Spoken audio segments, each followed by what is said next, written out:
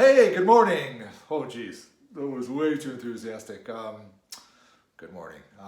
It's Wednesday, January 8th, I believe. Is it the 8th today? Oh, God. What does the calendar say? 9th, 10th. Jesus Christ. It's the fucking 10th. But that's fine because Christmas came late. So I ordered these shoes about 8 weeks ago from one of the local bike shops, and wasn't in stock, although they pretended they were. So originally they told me 4 weeks, and it's been actually 8 weeks. And by the way, bike shop guy in Brent Garden, you told me you were going to send me some free socks. There's no free socks in this box, so I'm pretty disappointed. You know, bad advertising on YouTube for you. But I actually got a pretty good price, which is hilarious when you're talking about $500 shoes.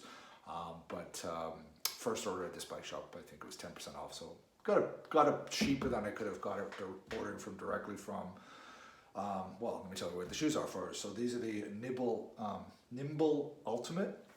So come directly from Italy, handmade, blah blah blah. So yeah, here's what I've been using for the last 3 years. This is the S-Works, I think they're the Aries. Is that how you say it? Airs maybe? So this shoe I've had 2 pair of them, so that's how much I like them. Were designed as a sprinter shoe, but you know, Remco wears these ones, you know, and his is nicer than mine because his has World Championship stripes on him and it says Remco, and you know, that's very, very, very nice for having your own custom shoe design. Specialized didn't give me a custom version. I ordered just the white ones. But like I said, I've been using these for almost 3 years now, and these are a great shoe. They really are. So what did I change? Well, for one, this happens. Okay, so these shoes, what they sold these ones were as a sprinter shoe, and this is almost like a sock, right? It's part of the shoe. You can't take it out, but it's totally all encompassing right around the foot. And I remember when they originally were promoting this shoe, what they talked about more was, you know, typically what shoes would focus on is heel slip, but what they really wanted to get just as snug was the forefoot, which I remember specifically they were talking with the sprinter Sam Bennett, and he said that the way he sprints, you know, with the angle of the foot, often you're actually pulling up in this area just as much as you would be through your heel, and so any retention you can get here would give you more power. You know, reduce the movement in the shoe, give you a snugger connection, and obviously generate more power. So I've loved these shoes. There's nothing wrong with these shoes. They're well used. Like I said, this is my second pair. The one thing I just don't like is it's just I don't know, is it a design flaw, or maybe I don't wear them right or whatever, but when you cinch them down, this lip here tends to cut into the sock. And so my first pair did that within a year. So my second pair, I tried to be a bit more careful with these, and still last a bit longer, but still, you know, for a $500 shoe or whatever, it doesn't look that good. So anyway, I've been eyeing these ones for a while. So what's nice about these is I used to have Bond shoes, and if anybody's ever had Bonds, Bonds are also great shoes. And what Bond typically design is this, what do they call it? They call it like a bathtub, which is the carbon fiber. So carbon fiber typically on most shoes, you know, you can see it sort of ends, you know, right at the sole. The Bond shoe, which I have a pair downstairs, it comes up higher. Well, the idea being, you know, a more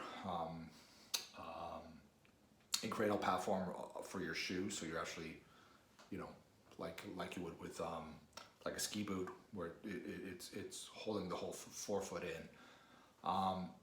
These ones have that concept, and you know, let's open them up and have a look, and you can see right away, you know, how that that carbon fiber comes a lot higher and really encompasses the foot. So the actual, you know, here I'm trying to talk shoe design and what the fuck do I know about it? But as you can see, the uppers are, you know, start quite a bit higher, and they are less responsible for the actual, you know, holding of the foot. You know, and again, you know, here's the difference. See how high that is at the back, and you know, all the way through. Here, not so much, right? It's just basically a sole. And so this is sort of, I think, kind of a concept. Definitely Bond were the first guys to come out with it. Bond, this is more of a traditional sort of, you know, rounded toe, where the bonds are, you know, they claim to be more anatomic, and I don't think they're wrong, but you can see that the bonds are way more boxy and way more pointy. They don't look as aesthetically nice, and you know, if you care about that shit, and I know you do, that's one of the reasons that this shoe is so gorgeous. The other thing about this shoe is it's fuck off light. I'm just like, whoa, right? So I got a scale here, so hey, let's do the fucking full on unboxing thing. You know, I'm actually doing one of those. I don't know how great the scale is, but let's have a look. So 270 grams, 271 grams. This is a 47. I got big feet. Typically I ride 46s. They recommended going up a size. I just tried them on just before I started doing this video, and I probably could have got away with, I think they do half sizes, so maybe 46 and a half. 47 is probably going to be okay, because you know, my feet are cold. It's cold in Switzerland. It's fucking freezing. You want to see? It's fucking, see, freezing. So yeah. So in the summer, when your feet expands, you know, having a little bit of extra toe room probably isn't the worst thing in the world. Everywhere else seems to be fine. So 271 grams. Let's do a comparison with these bad boys. I gotta take the liner out because I've got these custom liners in there. I'd recommend these, by the way. If I can remember what the fuck they're called. Yeah, they're the G3 ones. I think they're a British company. But you know, you can have these plates that come in at different sizes, and you can customize that, move it up, take the different plates, move either lower volume ones or higher volume ones.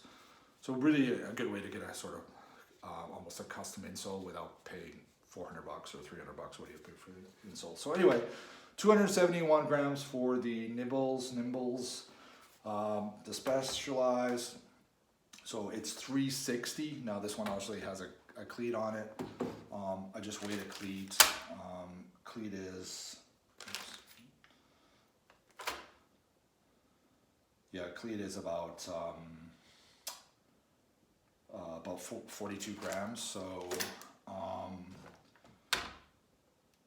270 plus 42. So maybe about 322 versus 360. So they're about 40 grams lighter, which, you know, this is not a heavy shoe, it never was. But 40 grams, you know, it's not insignificant, so 80 for the pair. You know, I think this is probably one of the lightest shoes you can get on the market.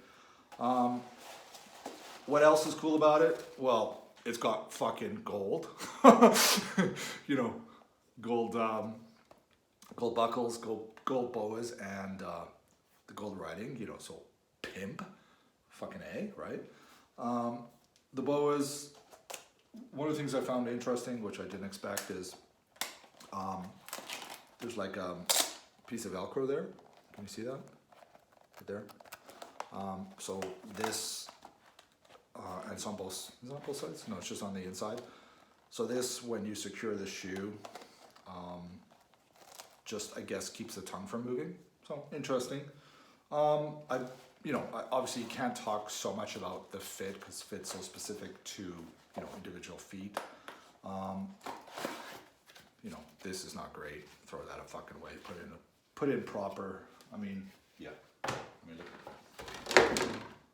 mean, look at that. And compare that. I mean, this is a fucking wafer, right? This is, you know, this is actually going to support your foot. But yeah, the fit for me, you know, obviously gonna have to ride them a bit, but so far, like, you know, seems to be comfortable. Okay. That is, I think one of the downsides of these that I heard was that, so when you're talking about the bolt pattern and the adjustability, this, you know, as typical fucking Italian style, right? Fairly far forward. The trend in the last 8 years is back. Get your fucking feet back, you know, over the forefoot. You know, some lunatics even do this, but fuck off, right? But yeah, I mean, if you really toe down, I mean, that's so old school track style, right? Like very, very toe oriented. That's all about high cadence, but as far as comfort and then power delivery, yeah, get your cleats back. So this might be one of the downsides. I mean, like, you know, this one, just looking at it, eyeballing it, I think I'll be able to get the same cleat position, but you know, I mean, sorry for this being so gross and old, but it's dialed all the way back, right? You know, I want these to be, my foot to be centered over the, whatever, the metatarsal on your foot joint then as possible, right? So I've got these all the way dialed back for most of my cycling career because, you know, I was old school. I had them all the way forward. Once I moved them back, you know, I think you can run into all kinds of, what do you call it, calf problems, Achilles problems if you're way too toe forward. It's good for sprinting, but not so good for, you know, endurance riding, which is typically what we're doing. So anyway, so there's the shoe. It's absolutely gorgeous. It's super fucking light. It's got this sort of bathtub type carbon fiber structure. Yeah, I mean, you know, it's a beautiful Italian shoe. What else do you want? Price on these were like 500 euros, so, you know, fuck off, right? But, you know, I think, you know, I think these are cheaper now. When they came out, they were, 400 and something euros. I think you maybe can get them a bit cheaper now. If you want a really good, like really snug, fast road shoe, like this is still a great shoe, and you know, I'm probably going to still wear these on the trainer. That's the other fucking thing too, like white shoes, right? So you can see how white these are and how not so white these are, right? Yeah, so I might just wear these just, well, I'm saying that, no, I'm just gonna wear them for racing. No, I'm gonna wear them in the summer, but I definitely, like these things now, like, you know, I'll wear them in the wet, you know, I even fucking wear them gravel riding, right? Like it's just like, but yeah, keeping them white, it's tough, you know. You guys will wear white shoes? No. But then you gotta have fucking white shoes, right? You fucking got to. Anybody who wears black, and you know, now I'm on the fucking subject, who keeps wearing black helmets? Guys, white helmets. Pros wear white shoes, white socks, black is acceptable if you're porn, you know, so yeah, you know, I think sometimes Van Aert wears black socks, does he? Probably not. He probably wears white most of the time, but he's, you know, he's wild, so he can fucking do it. Van der Poel, always white socks, always, right? White helmet, white shoes, white socks. That's pro. No black helmet. All of my teammates all got black helmets. Dudes, why are you buying black helmets? It's not cool. Pair of white helmets, white shoes, white socks, black socks acceptable. Okay? Okay, so yeah, so really kind of psyched that I finally got these. Yeah, I'm really looking forward to using these this summer. Yeah, you know, lots of pros are wearing these. They get really good reviews. You know, I like the fact that they're taking some of the elements from the Bond shoe, but making it like an beautiful Italian style shoe, handmade. So there you go. Nothing else to say on that. There you go. Product review. So, okay. Talk to you later. See ya. Bye.